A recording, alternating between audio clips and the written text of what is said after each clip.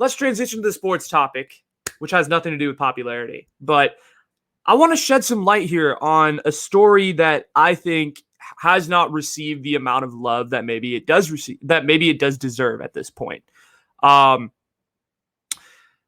There's a lot of stuff going on in sports. Last weekend was crazy. It was championship weekend for the Euros in soccer. There was a lot of stuff going on in baseball as they wrap up their first half of the season. It was Wimbledon. It was the Wimbledon finals. NBA finals were getting kicked off. I believe it was game 2 last weekend. So a lot of shit was going on, and that's great. But there's one storyline out of all of this, and I think right now, especially in the dead period of sports, when 2 of the major leagues in America are wrapping up or wrapped up completely or in the offseason, here's a storyline that I think everybody should follow. And it's related to tennis, my favorite sport, one of my favorite sports, I'll say. So as I was mentioning earlier, the Wimbledon finals wrapped up last week. Novak Djokovic just won in 4 sets in the final. And I wanted to say this about this best story in sports that nobody is talking about. Right now, in the sport of men's tennis, I'm making that very clear, there is a 3-way tie in the Grand Slam count. For those of you that don't know what a Grand Slam is a major tournament, which is basically like the tournaments that are used to define how good you are, because they are the tournaments with the best of the best competition. It's the best players in the world all compete on one surface. And if you win that tournament, you are basically considered to be the best on that surface for the year, is basically how I describe a Grand Slam event. And they're the biggest tournaments on all of tennis. There's 4 of them every year. So there's the Australian Open, which takes place at the beginning of the year in Australia. There's the French Open, which takes place in May, early June in France. And that's played on a clay court. The tournament in Australia is played on a hard court, but it's a different hard court.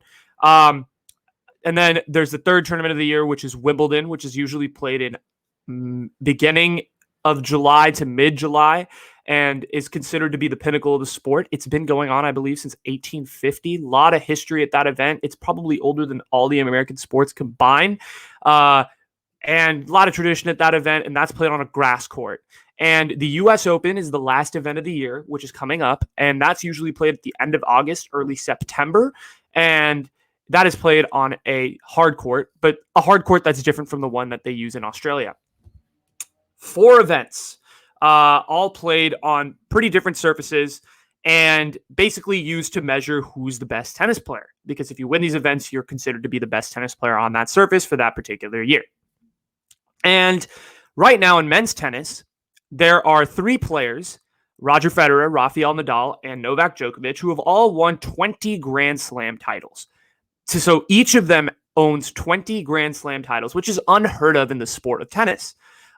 Before these 3 even came on the scene, there was a guy by the name of Pete Sampras in the 1990s who was winning a lot of tournaments, and he won a total of 14 Grand Slams, which at the time was unheard of. And he was the undisputed greatest tennis player of all time.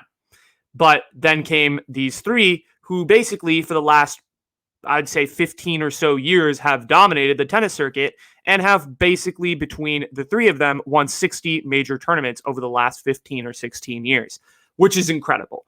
And it's basically a 3-way race to see who the greatest tennis player of all time is. This has been unheard of in any sport.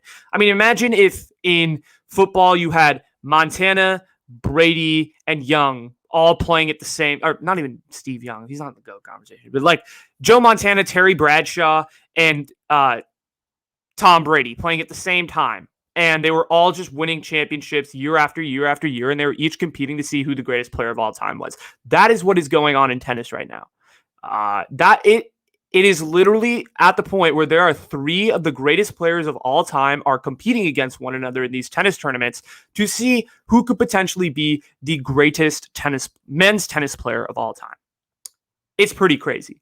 And essentially, Novak Djokovic just won Wimbledon, so he was at 19. He just tied Federer and Nadal, who were both at 20. And he won Wimbledon this year, so he's at 20, and same with the other 2. And now they're all headed to New York at the end of August, projectedly headed to New York, barring any major injury and stuff. But they'll all be in New York, and they'll all be competing to see who can win number 21. But on top of these 3, there's also the whole rest of the draw that's hungry at a chance to win a major title in an era where it's been extremely rare to win a major title. So, lot going on. That tournament is at the end of August, and tennis really deserves some love right now because we're in the midst of one of the greatest storylines that you'll probably ever see in any sport when you have three of the greatest players of all time competing against one another. So I thought tennis deserves some love, which is why that was my topic for today. The storyline that no one is talking about, which is three of the best tennis players of all time are competing against one another. Who is going to be the greatest player of all time at the end of this year? We will see.